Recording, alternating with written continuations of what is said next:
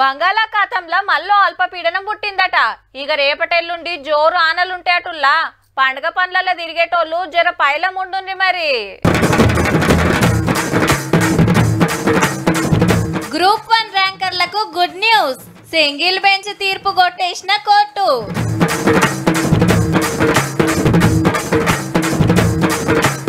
జోరుగా ఇందిరమ్మ ఇండ్ల పండుగ అంతటా కడుతున్నారు రువ్వడిగా.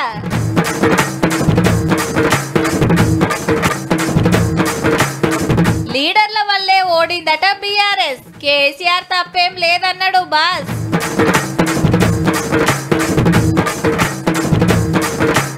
డిజిటల్ బుక్ తెచ్చిన జగనన్న, రెడ్ బుక్ కు పక్కా కౌంటర్ అన్న.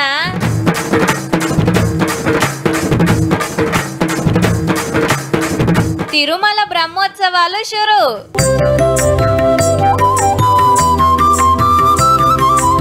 సర్కార్ కొలువు కొట్టాలంటే అంత అలక గాదుల్లా ఏండ్ల కమానం పుస్తకాలతోని పుస్తీలు పడుతూనే ఉండాలి. నోటిఫికేషన్ ఎన్నడొస్తుందా అని ఎయిటింగ్ చేయాలి. ఎంతకు వేయకుంటే సర్కార్తోని లడాయి చేసుకుంటూనే చదవాలి. అట్లిట్లా చేసి నోటిఫికేషన్ వచ్చినా పేపర్ లీకులు కాకుండా పరీక్ష సక్రంగా సాగాలి. ఆ టెన్క క్యాన్సిల్ కాకుండా ఉండాలి. రిజల్ట్ రావాలి. ఎవ్వరు కోర్టులకు పోకుంటే గప్పుడు జాబుకెక్కే భాగ్యం. ఏండ్ల కాంచెల్లి తిప్పలు వడంగా గీళ్ళకొస్తుందిగా పెద్ద జాబు. గ్రూప్ 1 పోస్టులు నింపేదానికి తొవ్వ సాపైందిగా. రిజల్ట్ ఆపాలే, పేపర్లు మళ్ళా దిద్దాలే, అవసరమైతే మళ్ళా పరీక్షలు పెట్టాలని మొన్న హైకోర్టు సింగిల్ బెంచ్ ఇచ్చిన తీర్పును కొట్టేసింది డివిజన్ బెంచ్. అంటే అప్పుడు ఒక్క జడ్జి సారే ఉంటే ఇవాళ ఇద్దరున్నారు. 2.5 గంటలు తగ్గపరు వాదనలు నడిచినాక ఈ ఆర్డర్ ఇచ్చి కేసును 16 తారీఖు వాయిదా వేసిండ్రు. సస్పెండ్ చేస్తున్నామంటే పూర్తిగా దాన్ని నిలిపివేశారు. నౌ ది ప్రక్రియ ఏదైతే ఉందో 563 క్యాండిడేట్స్ కి ప్రక్రియ ప్రొసీడ్ అవుతుంది. పోస్టింగ్ ఆర్డర్స్ కూడా ఇవ్వచ్చు. నేడు గ్రూప్ 1 పరీక్షలు పెట్టి 6 నెలల కింద రిజల్ట్ ఇస్తే కొందరు హైకోర్టుకు పోయిండ్రు. ఒక సెంటర్ లో రాసిన వాళ్ళే చాలా మంది సెలెక్ట్ అయ్యారు. తెలుగు మీడియం లో రాసిన వాళ్ళకి తక్కువ మార్కులు వచ్చినాయి. జెల్ పెన్ వాడారు, పేపర్లు కరెక్ట్ దిద్దలేదని. అబ్బా దొరికింద్రా సంధానం. ఒక్కొక్క పోస్ట్ ను 3 కోట్లకు అమ్ముకోరని కొందరు రాజకీయం చేయబోతే మా కాడ 3 కోట్లు ఏడి అని ర్యాంకర్లు ఇంటోళ్ళు మస్తు బాధపడ్డారు. లేలే అంత రూల్స్ ప్రకారం కరెక్ట్ గా చేసినామని పరీక్షలు పెట్టిన టీజీపీఎస్సీ డివిజన్ బెంచ్ కి అప్పీల్ కు పోతే ర్యాంకర్లకు ఫాయిదా అయ్యే ఆర్డర్ వచ్చింది అన్నట్టు. సో ఎప్పుడు ఒక డిగ్రీలో డిస్టింక్షన్ ఉన్నంత మాత్రాన బట్ గ్రూప్ 1 లో కూడా రావాలని ఏం లేదు. తెలంగాణ వచ్చిన కాంచి కొత్తగా ఒక్క గ్రూప్ 1 ఆఫీసర్ రాలేదని తెలిసి పరిశాన్ అయిందట కోర్టు. అప్పట్లో పేపర్ లీకులు, రూల్స్ తప్పి పరీక్షలు పెడితే రద్దుల మీద రద్దాయే మరి. ఇక ఇప్పుడు పోస్టులు పెంచి అంత కరెక్ట్ గా చేసుకుంటూ వస్తే నడుమిట్ల గీలోల్లి. సెలెక్ట్ అయిన 563 మంది సర్టిఫికెట్ల చెకింగ్ నడిచింది కాబట్టి చెప్పున్నే కడమ పనులు తొడిపించి అపాయింట్మెంట్ లెటర్లు ఇస్తుండొచ్చు.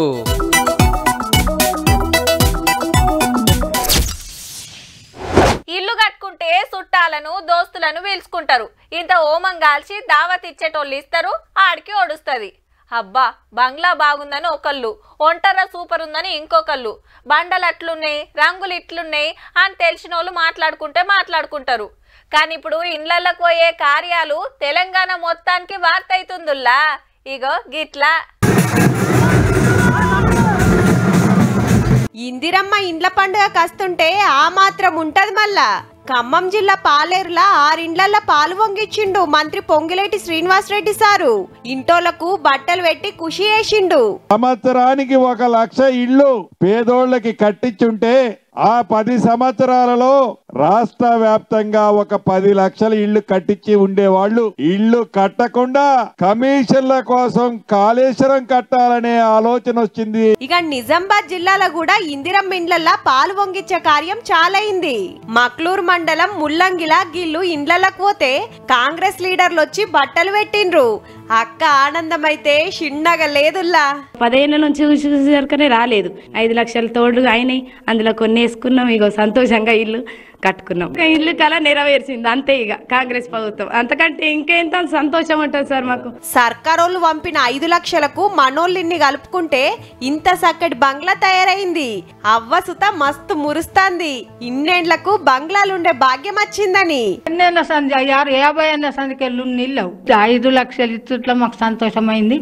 అందులోకి నేసుకున్నాము, ఇంత గూడు చేసుకున్నాం. మాకు అదే సంతోషం ఉన్నది. ఇప్పుడు మా ఇంట ఖర్చులు కూడా అదే సంతోషం. ఈ ఒక్కిల్లు తయారైంది గాని గాని ముల్లంగిలా 98 ఇండ్లు కడతాన్రు పైలట్ ప్రాజెక్ట్ కింద. అండ్లా సగం బడ కట్టుడు దగ్గర పడ్డాయి కూడా. ఇప్పుడు రానోళ్లకు రెండో మల్కలా పక్కా ఇస్తారట. వర్షాకాలం వస్తే పైన ప్లాస్టిక్ కవర్ కట్టుకొని ఎప్పుడు కూలుతుందా, ఎప్పుడు ఏమైపోతాం అనే పరిస్థితి నుంచి ఈరోజు చాలా సంతోషంగా ఓ 2-3 లక్షలు ఎక్కువ కావచ్చు, కానీ ప్రభుత్వం తరపున 5 లక్షల రూపాయలు ఇవ్వడం అనేది ఒక గొప్ప కార్యక్రమం. ఇక చాలా మంది అంటున్న మాట ఏందంటే, ఇందిరాగాంధీ ప్రభుత్వంలో ఇండ్లు వచ్చినాయి మా విలేజ్ మట్టుకైతే. ఇప్పుడు నాకు 50 సంవత్సరాలు నడుస్తున్నాయి, 52 సంవత్సరాలు.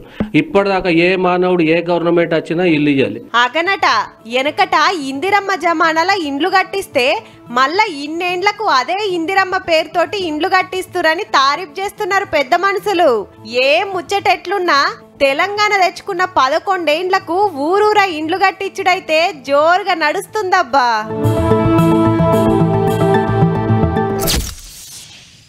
పార్టీ గెలవాలంటే పబ్లిక్ అక్కడికి వచ్చే పనులు చేయాలి, ఇండ్లు కట్టియాలి, జాబులు ఇయ్యాలి, రైతుల తిప్పలు తీర్చాలి, ఇచ్చిన హామీలు అమల్లో పెట్టాలి, అంతే కదా మరి. కానీ ఒక పార్టీల కథే గమ్మతున్నదబ్బా. అన్నీ చేసినాం, గా ఒక్కటి కూడా చేస్తే పక్కా మేమే గెలుద్దాం అంటుండ్రుల్లా ఊకుకే. కరీంనగర్ వాళ్లకు కండువాలు కప్పుకుంటా కారు ఓటమికి అస్సలు కారణం చెప్పిండు మన రామన్న. ప్రచారం చేసుకుంటలేం, పని చేసింది చెప్పుకుంటలేం, పని చేసేటోళ్ళు గెలవాలని ప్రజలకు సంజాయించట్లో విఫలమవుతున్నాం. అగనట 10 ఏండ్లల్లా అందరికి అన్ని వేసినాం గాని పబ్లిసిటీ వేసుకోనందుకే ఓడిపోయినాం అనబట్టే. కేసీఆర్ గారు ఎంత తక్కువ పని చేసిండు ఏమన్నా? అసలు 10 ఏళ్లలో భారతదేశంలో ఏ ముఖ్యమంత్రి చేయనంత పని స్వాతంత్రం వచ్చిన తర్వాత అంత పని చేసిండు. నాయకుడు లోపం లేదు, నాయకుడు అద్భుతంగా పనిచేసిండు. మా బాపు ఏలుబడి మంచిగుండే గాని కడమ లీడర్లు కార్యకర్తలే కరెక్ట్ పని చేయలే, పబ్లిసిటీ చేయలే, అందుకే 3వ పారి గెలవలేదంటాండు. ఇక బీజేపీ గురించి గీ మాట అన్నాడు కేటీఆర్ సారు. వీళ్ళ మోసము రామునికి కూడా అర్థమైంది అయోధ్యలో, అందుకే అయోధ్యలో కూడా ఓడగొట్టిండు బీజేపీ. బీఆర్ఎస్ మోసం యాదగిరిగుట్ట నరసన్నకు అర్థమయ్యే తెలంగాణలా కారును ఓడగొట్టిండని బీజేపీ వాళ్ళు అనగల సారు.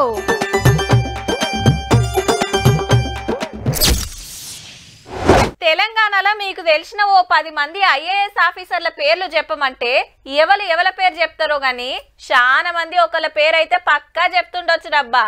అప్పట్లో ముఖ్యమంత్రి సార్ ఆఫీస్లో పెద్ద కొలువు, ముఖ్యమైన మీటింగ్లల్లో అగుపడుతుండే, ఎక్కడికన్నా పోవాలంటే హెలికాప్టర్లో పోతుండే, ఎన్నో పనులు సగబెడుతుండే.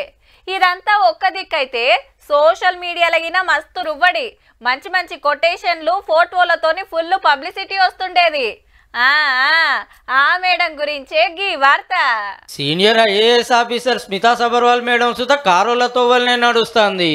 కాళేశ్వరం రిపోర్ట్ కొట్టేయాలి, అండ్లకెళ్ళి నా పేరు తీసేయాలి, నా మీద యాక్షన్ తీసుకోవద్దని హైకోర్టులో కేసేసింది. మరి సేమ్ ఇట్లనే కేసీఆర్ సారు హరీష్ రావు సార్ కూడా కోర్టుకు పోయిండ్రు. గా ముఖ్యమైన 3 బ్యారేజీలు కట్టేటప్పుడు అంతా తిరిగింది, ఆఫీసర్లతోటి మీటింగులు పెట్టింది, ఇంజనీర్లతోటి మాట్లాడింది, సీఎం గారికి ఎప్పటికప్పుడు రిపోర్టులు ఇచ్చింది, పనుల లాపర్వ గురించి ఆమెకు మొత్తం తెలుసు. స్మితా సబర్వాల్ మీద కూడా యాక్షన్ తీసుకోవాల్సిందే అని గోస్ కమిషన్ రిపోర్టులు ఉన్నది. ప్రాజెక్టు పనులు చూసినప్పటి ఫోటోలు రిపోర్ట్ లో పెట్టిర్రట. కొన్ని ఫైళ్లు కేబినెట్ మీటింగ్ లో పెట్టలే, అంతా సర్కారోళ్ళు చెప్పినట్టే చేసినా అని ఒప్పుకుందట. విచారణకు వచ్చినాడు. కాళేశ్వరం కట్టేటప్పుడు సీఎం ఆఫీస్ లో ముఖ్యమైన ఆఫీసర్ మేడం హైదరాబాద్ కెళ్ళి హెలికాప్టర్ వేసుకొని పోయి పనులు సగబెట్టి వస్తుండే.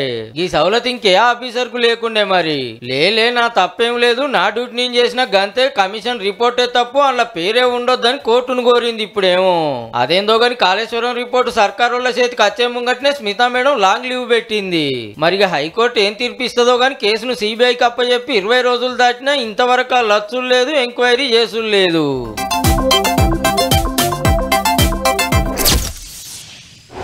చిన్నప్పుడు క్లాస్ కు సార్ రాకుంటే పెబ్బు వచ్చి బోర్డు మీద పేర్లు ఎక్కిచ్చేది, ఎవరెవరు మాట్లాడుతుండ్రు, ఎవరెవరు చదువుతలేరని. ఇక సార్ రాగానే అలా నడుచుకునేది. ఇది మనసులో పెట్టుకొని దెబ్బలు తిన్నోళ్ళు పెబ్బయినాక మాట్లాడకున్న పేరెక్కిచ్చేది, సార్తోని దెబ్బలు తినబెట్టేది. జర్రంతా అటు ఇటుగా ఆంధ్రాల రాజకీయం సుత గట్లనే ఉన్నది. మరి ఆంధ్రాలో బుక్కులలోలి మోపైంది. లోకేష్ గారు రెడ్ బుక్ సంగతి తేలుస్తానికి డిజిటల్ బుక్ తెచ్చిండు Jagan sir. Fan party fans ను సతాయించినా, అరెస్టులు చేసినా, ధమ్కీలు ఇచ్చినా ఈ డిజిటల్ బుక్ లో రాస్తే చాలు సార్ ఏలువల్లకు రాగానే సినిమా చూపిస్తాడట. క్యూఆర్ కోడ్ స్కాన్ చేసి ఫోన్ నెంబర్ కొడితే ఓ కాగితం వస్తుంది. అందులో వివరాలు నింపి ఎవరు తిప్పల పెడతారో పేరు రాసి సాక్ష్యం కింద ఫోటోలు వీడియోలు ఉంటే పెట్టు అని కోరిండు కార్యకర్తలను. అప్పట్లో ప్రతిపక్షంలో ఉండగా లోకేష్ అన్న రెడ్ బుక్ తెచ్చి టీడీపీ కార్యకర్తలను సతాయించిన వాళ్ళ పేర్లు రాసిండు. ఇక అధికారంలోకి రాగానే గల సంగతి చూస్తుండట. ఇప్పుడు జగన్ గారికి గదే ఫాలో అవుతుండన్నట్టు. రేపొద్దున మనం అధికారంలోకి వచ్చిన తర్వాత ఈ డిజిటల్ డైరీలో నమోదు చేసిన ఈ కేసులను మీద ప్రత్యేకమైన బృందాలను పెడతాం. అన్యాయం చేసిన వాళ్లను రిటైర్ అయిపోయి ఉన్నా కూడా సప్త సముద్రాల అవతలున్న అందరినీ పిలిపిస్తాం. ఒకవేళ రెడ్ బుక్ లో రాసి మీ వాళ్ళ మీద ఉత్తపుణ్యానికి కేసులు బనాయిస్తుంది నిజమే అయితే మీరు దాని మీద కొట్లాడాలి, కానీ మీరు బుక్ తెచ్చి మేము కూడా అట్లనే చేస్తామంటే ఎట్లా సారు? వాళ్ళైనా మీరైనా ఎవరైనా రూల్స్ ప్రకారం పోవాలి, పద్ధతి మీదకి వెళ్ళి నడవాలని ఈ వార్త చూసేటోళ్ళు శుద్ధులు చెప్పారు. రాజకీయంలో లెక్కలే అలాగుంటాయి. మళ్ళా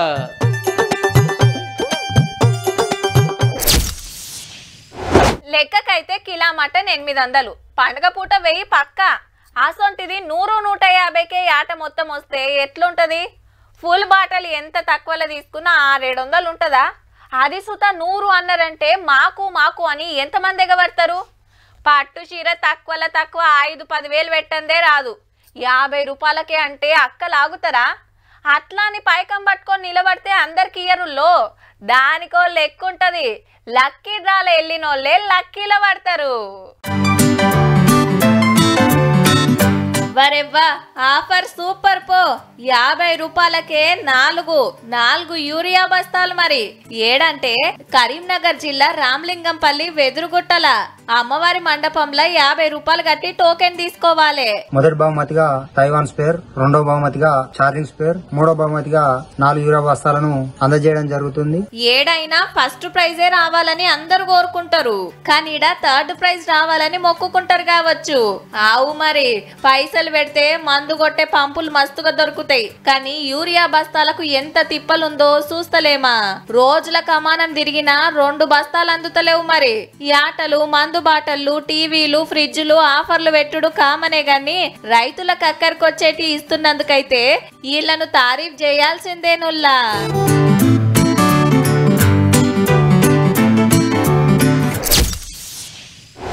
రికార్డులన్నీ బద్దలు కొట్టుడు పక్క అని కొందరు, పవన్ అన్న లుక్కు మామూలుగా లేదని ఇంకొందరు. ఇంతకు మున్పు ఈ సొంటి సినిమా మీరు చూసి ఉండరని ఒకళ్ళంటే, పవన్ కళ్యాణ్ విశ్వరూపం చూస్తారని ఒకళ్ళు.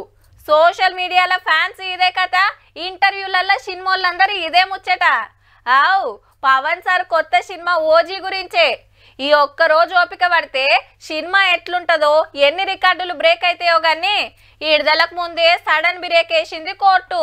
ఓజీ ఫ్యాన్స్ సంబురాల్లుంటే సినిమాకు పైసలు పెట్టినోళ్ళు పరేషాన్ల పడ్డారు. టికెట్ల రేట్లు పెంచుకునే ఛాన్స్ ఇచ్చింది కదా సర్కారు. చెల్ గవేం నడవై, ఏ కాన సుత పెంచొద్దని హైకోర్టు ఆర్డర్ వేసింది. మరి అయితే ఇవాళ రాత్రి 10 గంటలకే స్పెషల్ ప్రీమియర్ షో. ఒక్కొక్క ticket 800. Pawan Kalyan sir fans ఎగబడి అడ్వాన్స్ బుకింగ్ చేసుకున్నారు. హైకోర్టు ఆర్డర్ కంటే ముందే పైసలు కట్టేసిండ్రు కాబట్టి వీళ్ళ పైసలు వీళ్ళకు వాపస్ వస్తాయా లేకుంటే అటేనా అనేది తెలియదు. రేపటికెంచి దసరా వెళ్ళిన 2 రోజుల దాకా సింగిల్ స్క్రీన్ ల 100, మల్టీప్లెక్స్ ల 150 పెంచే ఛాన్స్ ఇస్తే అది కూడా క్యాన్సిల్ అయినట్టే. ఇక ముందే టికెట్లు కొన్నోళ్ళ పరిస్థితి ఏందో మరి. ఇది మన తెలంగాణ వరకు. ఆంధ్రాల బరాబర్ టికెట్ల రేట్లు పెంచిండ్రు. ప్రీమియర్ షోకైతే ఒక్క టికెట్ 1000 రూపాయలంటే చూడుండ్రిగా. ఏహే మా హీరో కోసం 1000 2000 అయినా పెడతామని కొందరు బ్లాక్ లో కొంటారట. 100 కోట్లు పెట్టి సినిమాలు తీసుడు, పెద్ద సినిమా అని స్పెషల్ పర్మిషన్ తెచ్చుకొని టికెట్ల రేట్లు పెంచుడు ఎప్పటికంచెల్లో నడుస్తుంది. ఒకళ్ళ సినిమా హిట్ అయినా ఫట్ అయినా పెట్టిన పైకం ఫస్ట్ గుంజుకునే ఏకమత్ అన్నట్టు. ఇప్పటికైతే గింతే గాని టాకీస్ల కాడ సంబరాలు చిన్నగా లేవబ్బా. ఇక సినిమా ఎట్లున్నదో రేపు చెప్పుకుందాం.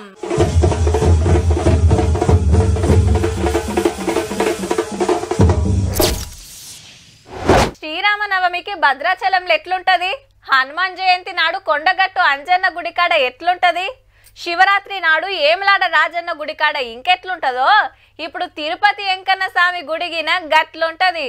దేవుని పెద్ద పండుగ చాలా అయింది మళ్ళా.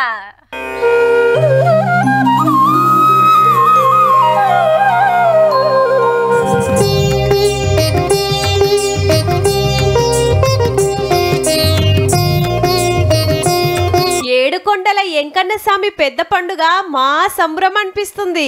ధ్వజారోహణం అయినాక పెద్ద శేష వాహనం మీద భక్తులకు దర్శనమిచ్చిండు. ఇంటామెతోటి సీఎం చంద్రన్న పట్టుబట్టలు పెట్టిండు స్వామికి.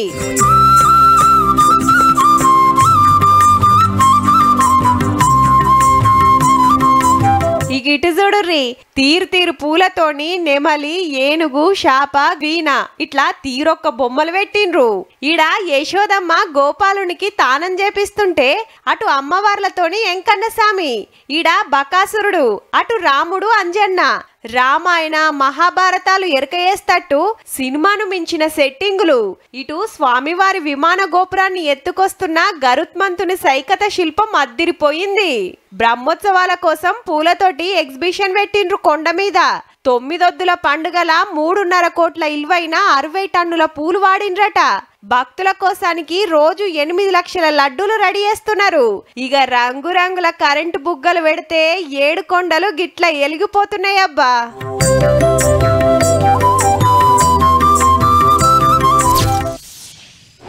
మమ్మీ గిఫ్ట్, డాడీ గిఫ్ట్, అమ్మా నాన్నల దీవెనలతో, నాన్నకు ప్రేమతో, అంజన్న ఆశీసులతో, ఎల్లమ్మ తల్లి దీవెనతో నన్ను చూసి ఏడవకురా, కళ్ళల నిప్పులు పోసుకోకురా, అప్పు చేసి కొన్నా అని బండ్లు, కార్లు, ఆటోలు, లారీల మీద రాసుకుంటారు. గవ్వోకేనట గాని గివ్వే రాసుకోదటిగా. కులాలు బండ్లెక్కద్దు, కుల సంఘాలు కార్లెక్కద్దు, కులం పేరుతో బ్యానర్ పెట్టద్దు, కులస్తుల కోసం అని ర్యాలీలు తీయద్దు అని ఆర్డర్ వేసింది ఉత్తరప్రదేశ్ సర్కారు. అంతేకాదు పోలీస్ స్టేషన్లలో సుత నీ కులం ఏందని పలానా కులం అని ఎఫ్ఐఆర్ లో రాయొద్దట. మొన్న కేసు విచారణల కులం పేరు తెచ్చేటోరు కోర్టు గరమైనందుకు గవర్నమెంట్ ఈ నిర్ణయం చేసిందన్నట్టు. జాటు, క్షత్రియ, యాదవ్, బ్రాహ్మణ్, దళిత, రాజ్పూత్, ఆ కులం ఈ కులం అని బండ్లు కార్ల మీద రాసుకొని తిరుగుతుర్రట చాలా మంది. నా బండి నా కులం నా ఇష్టం అని రాసుకుంటే బరాబర్ పట్టుకుంటారట, బాజాబ్తో ఫైన్లు గీక్తారట. ఇక పోలీస్ స్టేషన్లలో నాది పలానా కులం, మా బలగం ఇంత అంత అని పతారా చూపిస్తుర్రట కుల పెద్దలు. అందుకే ఎస్సీ ఎస్టీలకు తప్ప ఎఫ్ఐఆర్ లింక్ ఏ కులం పేరు రాయొద్దని రూల్ తెచ్చిర్రు. కులాలను ఊకే పబ్లిసిటీ చేసుకున్నతోని లేనిపోని పంచాయతీలు మోపైతున్నాయి, పబ్లిక్ నిమ్మలం లేకుంటుంది. ఇవన్నీ బంద్ చేయాలనేది గవర్నమెంట్ మాట. మరి ఉత్తరప్రదేశ్ ఉత్తములు ఎంతవరకు ఫాలో అవుతారో గాని నరనరాళ్ళ కులం ఇంకిని ఇండియాలా కులం పేరెత్తకుండా రాజకీయం చేసుడంటే నీళ్ళకెళ్ళి తడవకుండా నడువమన్నట్టే.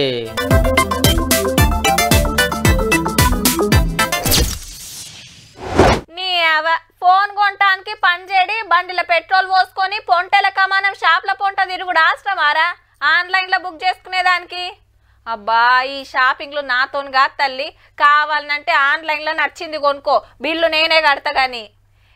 4-5 దుకాణాలు తిరిగినామక్క, ఒక్క దాంట్లో చీరలు ముద్దుగలేవు, టైం అంతా వేస్ట్, సప్పుడు కాకుండా ఆన్లైన్లో తీసుకున్నా అయిపోవు అని అంటుంటారు. వాజీవే కానీ బుక్ చేసేటప్పుడు జర పైలం మరి. పండుగ షాపింగ్ చేస్తే పర్సుకు మాత్రమే తుట్టి పడుతుంది. అదే ఆన్లైన్ అంగట్ల పోతిరా అంటే అకౌంట్లే కాలయ్యే కథ అవుతుందబ్బా, జర పైలం. హౌ మళ్ళా బండి కొంటే కారు ఫ్రీ, బట్టలు కొనుర్రి బంగారం పట్టుకపోర్రి, చెప్పులు తీసుకుంటే సెల్ ఫోన్ ఇస్తాం, ఫ్రిడ్జ్ బేరం చేస్తే ఏసీ కూడా వస్తుంది అని తీరు పేర్లతోటి ఉత్తుత్త వెబ్సైట్లు తెరిచి ఫోన్లకు లింకులు పంపుతాండ్రు బడవేగాళ్ళు. అబ్బా అని ఆశకు పోయి ఆయంత తెరిస్తిరా అంటే దొంగ చేతికి మీ బ్యాంక్ అకౌంట్ ఒప్పజెప్పినట్టే. చాలా మటుకు ఫేక్ యాప్లు, QR కోడ్లు పెడుతుర్రట. అయినా మన ఫోన్ నెంబర్లు వివరాలు వాళ్ళకెట్లా తెలుస్తాయి అంటారా? సూపర్ మార్కెట్స్ కానివ్వండి, హాస్పిటల్స్ కానివ్వండి, జొమాటో, స్విగ్గీ లాంటి ఫుడ్ ఆర్డరింగ్ యాప్ల నుంచి కానివ్వండి, ఇప్పుడు ఎక్కువగా డేటా అనేది లీక్ అవుతూ ఉంది. ఈ డేటాని తీసుకుని స్కామర్లు స్కామ్ చేస్తూ ఉన్నారు. కాదన్నట్టు ఫేస్బుక్, వాట్సాపే కాదు సోషల్ మీడియాల సుత ఆఫర్ల పేరుతోటి ఇదే కథ నడుస్తుంది. ఏ వెబ్సైట్లకు పోతున్నాం, అది ఆ కంపెనీనా కాదా అని 1-2 మాటల చెక్కింగ్ చేసుకుంటే మంచిది. లేదంటే పండుగ దండుగా అవుతుంది మీ పని. దీని అంతటికంటే 10 రూపాయలు అటో ఇటో పోతామే గాని దుఃఖం పోయి కొన్నదే ఉత్తం. ఇక వీళ్ళ కథ చూడుర్రి. క్రిప్టో కరెన్సీ పేరుతోటి ట్రేడింగ్ కంపెనీల పెట్టుబడి పెడితే మస్తు పైకం వస్తుంది, డాలర్లాన గురుస్తుందని నమ్మించి నున్నగా గుండ్లు కొడుతుర్రట మోతెవార్లు. 8.5 కోట్లు కమాయించిరట కష్టం చేసుకొని బతక శాతగాక. నిజామాబాద్లు ఉంటూరు గాని లోకల్లోనే కాదు, గుల్బర్గా, బొంబాయిలా 120 మందిని దాకా ముంచిరట పనిమంతులు. చూస్తుర్రు కదా ఆఫర్లు, లాభాలు అనగానే మురువకుర్రి, ఆశకు పోయి మున్గకుర్రి జరా. చూసిండ్రు కదా ఇక ఇయాల్టి తీన్మార్ వార్తలు ఉంటామల్లా నమస్తే